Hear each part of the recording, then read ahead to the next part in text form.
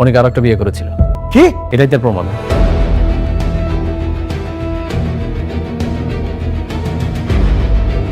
বন্ধুরা, গরিব ঘরে রাজপুত্র নাটকের 10ম পর্বটি এক বিশাল টুইস্টের মধ্য দিয়ে শেষ হলো।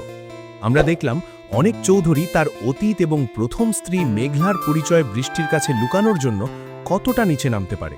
এমনকি নিজের স্ত্রীকে সে ঝাড়ুদার হিসেবে পরিচয় দিতেও দ্বিধা করেনি। কিন্তু 11তম পর্বে কি অনিকের এই মিথ্যার রাজপ্রাসাদ তাসের ঘরের মতো ভেঙে পড়বে?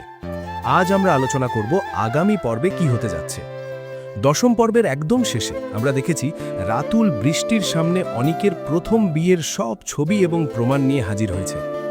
11তম পর্বে আমরা দেখতে পাব বৃষ্টি এই ছবিগুলো দেখার পর অনিককে সরাসরি জিজ্ঞাসাবাদ করবে। অনিক হয়তো এটাকে এআই জেনারেটেড বা ভুয়া বলে উড়িয়ে দেওয়ার চেষ্টা করবে, কিন্তু বৃষ্টির মনে সন্দেহের বীজ বোনা হয়ে গেছে। অন্যদিকে মেঘলা এখন তার পরিবারের সম্মান বাঁচাতে এবং টিকে থাকতে কাবাবের দোকান চালাচ্ছে। অনিক তাকে সবার সামনে অপমান করলেও মেঘলা এবার হয়তো আর চুপ থাকবে না। 11তম পর্বে মেঘলার সাথে বৃষ্টির সামনাসামনি একটি সিরিয়াস কথোপকথন হওয়ার সম্ভাবনা প্রবল। সেখানেই হয়তো বেরিয়ে আসবে অনিকের আসল চেহারা। অনেক একদিকে বৃষ্টির বাবার শাসন এবং অন্যদিকে রাতুলের ব্ল্যাকমেইলিং, এই দুইয়ের জাতাকলে পিষ্ট হতে যাচ্ছে।